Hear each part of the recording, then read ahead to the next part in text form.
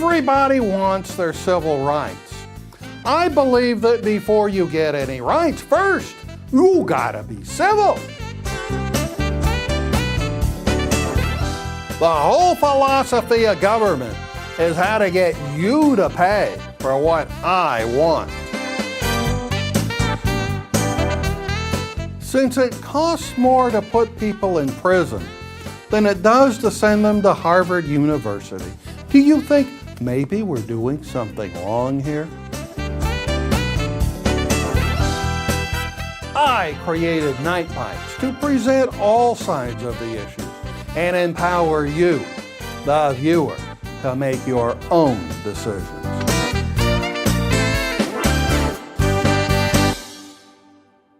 Howdy, folks. Welcome to our special edition of NiteBites on Inauguration Day, the inauguration of Barack Obama. I'm your host, Clark Guerin. And I'm your co-host, Denise Oliver. So, I've been watching on TV, we've both been all day listening to all the talking heads talking about what it means to me, all these elites around town. What does his inauguration mean to you?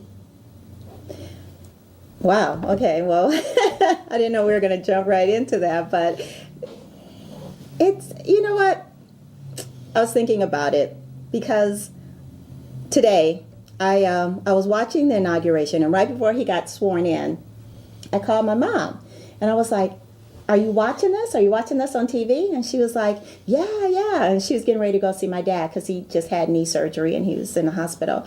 And so, we exchanged some words, and really wasn't anything, just, okay, well, I'll talk to you later when it's over, that kind of thing. And then I hung up.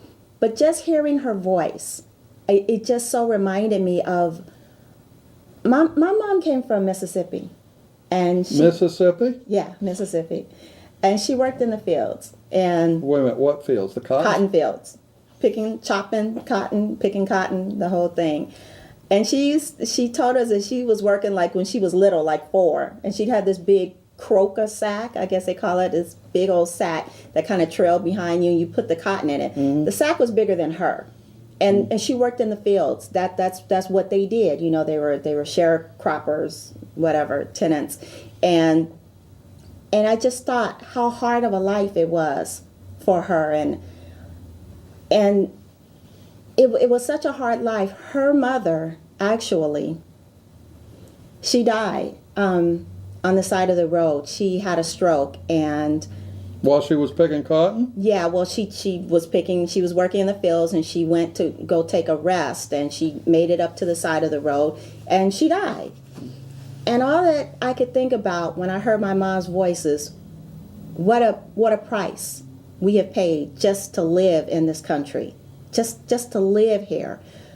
Such an awesome price, and now we have an opportunity to see some of our dreams come true. Not all of them, but the beginning of Dr. King's dream and our parents' dreams are starting to come true. Well, wait a minute. Hasn't this dream always been available to those who worked like Barack Obama did? I mean, this is not somebody who waited for welfare, waited for scholarships. This is somebody who went out there and got an education and got qualified. Hasn't that been available for everybody? Absolutely. But here's the thing. Something being available and being attainable are two different things. Huh? Yeah. I mean, just because there's water across the room, if I'm crippled and can't get to it, it's available, but it's not attainable to me. So a lot of black kids, for example, I grew up the same time Barack Obama did. I grew up in the 60s. To me, there was... When were you born? When were you born? Or what? Give me a range. I'm not trying to do an age game with you. Give me a range. In the 60s, early 60s. Early 60s. So your first memories are basically around... You don't remember Martin Luther King being shot, do you? No. Well, vaguely. I vaguely remember that, yes. And you really don't remember Robert Kennedy being shot? Well, that was the same year, so same thing. And you don't have any clue to John F. Kennedy being shot? No. Okay. But there was always this expectation, because in the late 60s and in the early 70s, there was this expectation that if you were anybody, then you should strive to be somebody. There was this thing, I am somebody, that was just going through the community, and it gave you hope, and it gave you a vision that, you know what, I really need to get out and get involved. And you saw that at an early age. Being a little kid, I saw like my older sisters and brothers and their friends, and they were like involved and they were active. And in the community, that seemed to resonate throughout the community. And then as time went by, when we grew up and the 70s and the 80s came, there were no more leaders that we could see in the Black community telling us that we needed to be somebody, that we needed to be active. So I think that the focus shifted because all of a sudden the only leaders in our community were like people who could play basketball or rap or, the drug guy in a nice car, that whole thing. And that's what kids began to see and focus on. So it's like the dream got deferred. It got put on the back burner. And now all of a sudden, because of this guy who grew up the same time I did, who was told that he was somebody and he could be somebody, now, because he fulfilled his dream, the other kids that are coming up, they can see the reality of the dream.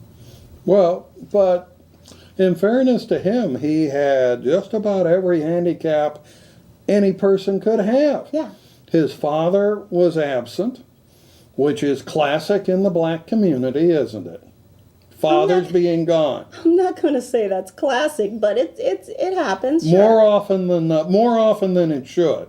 More often than it should, definitely, because fathers should never be absent. Yeah, I mean, it's just absent. It isn't that they're divorced and around. I mean, they're just absent. Okay. And I had somebody once tell me that the reason for that is it stems back from slavery when Black males were just always sold and Black families weren't allowed to develop. They were always being split apart. What do you think about that idea? I don't really have a lot of information about Black men being absent in the home because I never grew up in a family like that. However, I do know that economically, it was more advantageous, especially if Black women were receiving some kind of assistance, that the man not be around. And I remember seeing that in some movie, but I think that there was a basis in truth on that because if the man was around, the woman couldn't receive assistance. And so a lot of times it was like paying the man to leave, which destroyed the Black family. That's true. But again, what we're talking about is leaders in the community. Okay. Yeah, and the absence and the vacuum that created in the minds of a lot of young people. But the fact that Barack Obama happened to grow up in the 60s and the 70s, yes, he had a handicap, but he still had something to strive to and something to aspire to because he had that vision that was put before him.